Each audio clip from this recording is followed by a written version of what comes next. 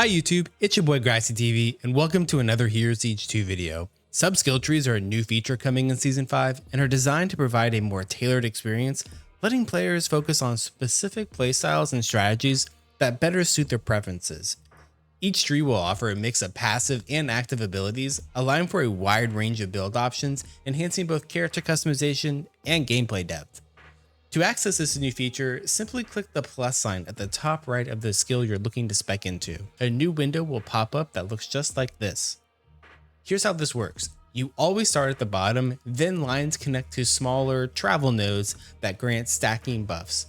At the end, every skill has 4 larger nodes that are very build defining, known as augments. You cannot have more than 1 augment per skill, but you can spec as many skills as you have allocated. For this video, I will be reviewing each skill sub-skill tree for the White Mage class, going through every node and demonstrating each augment. And as always, I will have timestamps available so you can easily navigate to your favorite skills. Now before we get started, this video is not intended to simulate DPS or serve as an indicator of which skills will be the best for Season 5. The goal here is simply to generate early conversations regarding sub-skill functionality, improvements, and diversity to ensure that every skill in Season 5 brings something fresh and exciting to the game. Use the comments to share your thoughts, or feel free to share a build that you've theory crafted.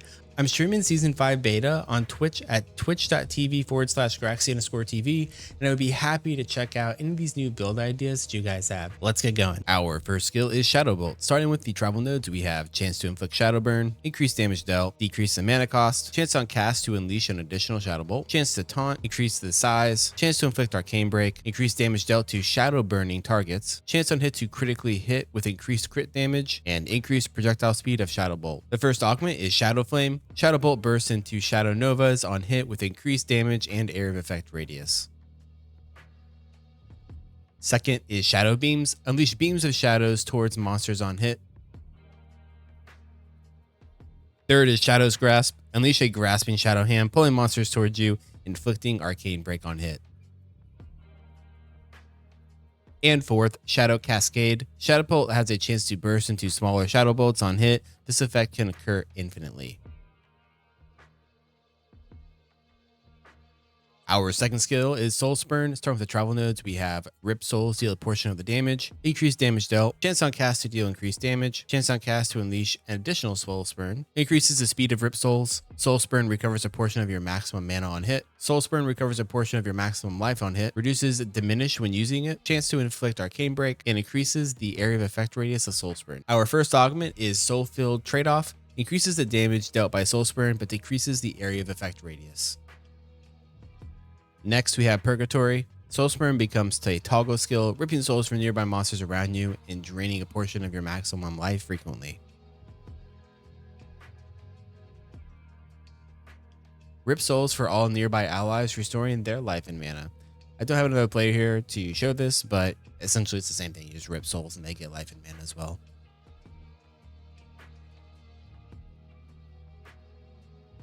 And fourth, Harvest the Damned. Monsters killed by Soul Spurn inflict you with a buff, increasing your arcane damage, life replenish, and mana replenish for a short duration.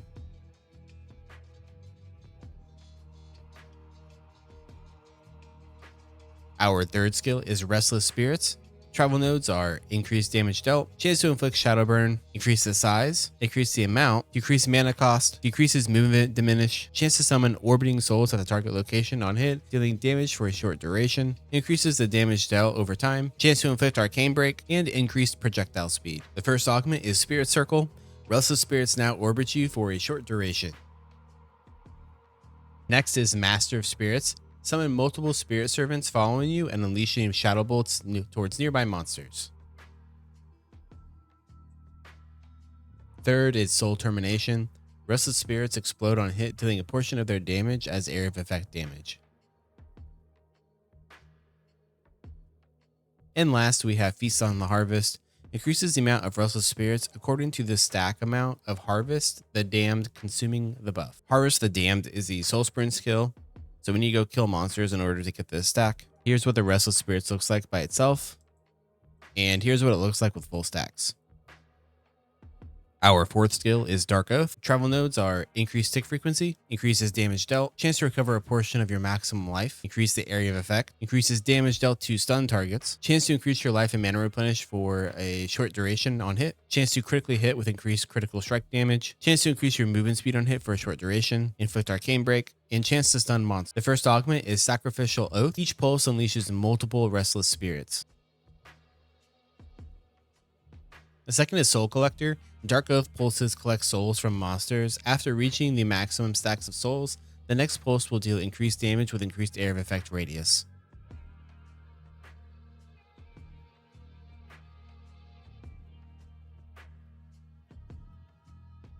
Third is Corrupting Pulse. Chance to unleash additional pulses of Dark Oath from monsters on hit. And fourth, Burning Darkness. Inflict Shadow Burn and slow on hit. The fifth skill is Blac Mass.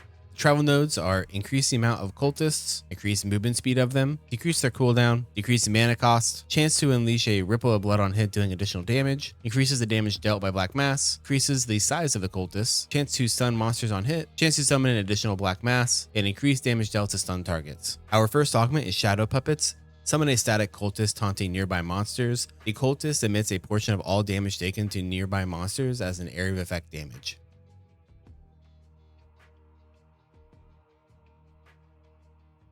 Second is Protective Circle.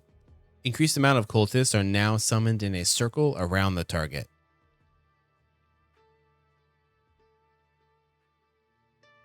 Third is Loyal Followers. Summon a horde of static cultists at a target location for a short duration, dealing increased damage. And fourth, we have Cult Bishops. Send forward a Cult Bishop inflicting burning, dealing increased damage according to your maximum mana and stunning monsters on hit. Our sixth skill is Heavenly Fire. Travel nodes are chance on hit to set monsters on fire, causing them to spread flames when moving, increase tick frequency, increase the damage dealt by Heavenly Fire, inflicts burning, decrease mana cost, increase damage dealt to burning targets, chance to increase your arcane damage on hit for a short duration, chance to inflict arcane break, chance to critically hit dealing increased critical damage, and increases the area of effect radius of Heavenly Fire. Our first augment is Essence of Heavens. Unleash a heavenly orb, scorching the ground below, leaving behind a trail of burning flames.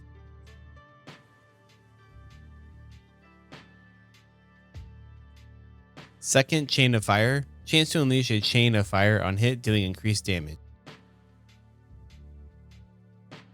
Third, we have Righteous Path. Leave behind a trail of heavenly fire for a short duration, inflicting elemental break on hit. It's important to note that this is actually elemental break, meaning you can see the breaks are changing colors because it affects all elements, not just one type, as well as its 90% break. That is a lot of extra damage. And fourth, we have Ascendant Flame. Increases the size and tick frequency of heavenly fire over time.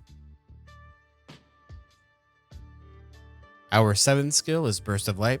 Travel nodes are chance to smite monsters with a pillar of searing light on hit, dealing additional damage according to your maximum mana. Increased damage dealt by Burst of Light. Chance to inflict arcane break, replenish a portion of your maximum mana on hit. Chance to cast an additional burst in an arc. Chance to unleash an additional burst of light from nearby monsters. Increase the range. Chance on cast to unleash an orb of light, briefly bursting into a burst of light. Increase damage dealt to burning targets, and chance to inflict a stun and deal damage for a portion of the target's missing life on hit. Our first augment is Holy Beam.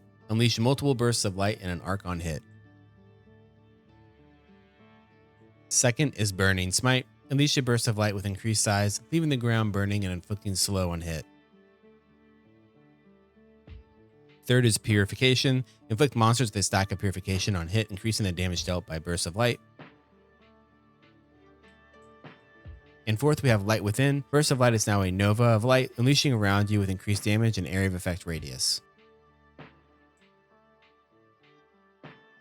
Our 8th skill is Chain of Holy Light. Travel nodes are increased projectile speed, increased damage dealt, chance to smite monsters on hit, dealing additional damage, chance to unleash an additional Chain of Holy Light on hit, increase the damage dealt with each bounce, chance to inflict Arcane Break, increases the amount of bounces, decreases the movement diminish, decreases mana cost, and Chain of Holy Light heals you when hitting its last target. Our first augment is Heaven's Wrath. Summon an Altar of Light, unleashing Chain of Holy Lightning on nearby monsters. Chain of Holy Light now has a cooldown. Second, we have Recursive Light. Chain of Holy Light strikes the same target multiple times with a portion of its damage if there are no other nearby monsters. Third, we have Echo of Heavens. Unleash Holy Bolts towards some monsters on hit.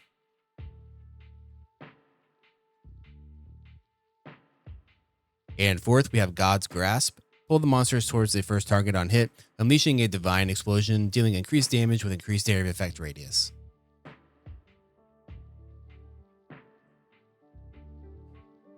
Our ninth and final skill is Mana Orb. Travel nodes are increased mana replenish, increased damage dealt, chance to critically hit, dealing increased critical strike damage according to your energy, increase the duration of Mana Orb, chance to inflict arcane break, reduce cooldown, increase area of effect, increase tick frequency, chance to summon an additional Mana Orb at the target location, and increased damage to stun targets. The first augment is Energy Orbit. As of right now, this is not consuming mana on cast, but it is something that will be fixed. Second, we have Chosen One. Summon a Mana Orb within you, gaining increased life replenish, mana replenish, and arcane damage for the duration of the Mana Orb. Third, we have Hauling Mana Well. Conjure a flying Mana Orb, pulling monsters to its core on hit. This was like one-shotting monsters, and I don't have anything higher than Hell, so it would just pull monsters in the radius. And our last augment, Compacting Power. Summon a Mana Orb with increased duration and size. Each mana pulse now increases its damage, but shrinks in size.